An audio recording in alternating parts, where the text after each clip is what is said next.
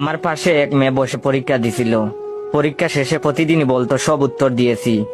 আমাকে জিজ্ঞেস করলে মান সম্মানের খাতিরে বলতাম আমিও সব উত্তর দিয়েছি। শেষ পরীক্ষায় মেয়েটা বলল গোল্ডেন না থাকলেও অন্তত 100% A+ থাকবেই। আমিও কম কিসে।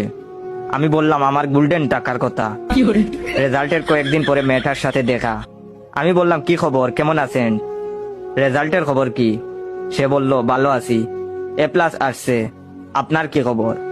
আমি বললাম আপনার মতোই, বাস্তবে কিন্তু আমি ফেল। তো বললাম কোথায় ভর্তি হবেন? সে বলল আশা তো আছে ঢাকা বিশ্ববিদ্যালয়। আপনার? আমি বললাম ইনশাল্লাহ বুয়েট অথবা বুটেক্স। সে বলল ওকে, ভালো থাকেন। আমিও বললাম ওকে। দুঃখের কপাল, পরের বছর আমি পদার্থ বিজ্ঞান আবার পরীক্ষা দিতে গিয়ে দেখি সেই মেয়েটা আমার আগে এসে বসে আছে পরীক্ষা দেওয়ার জন্য।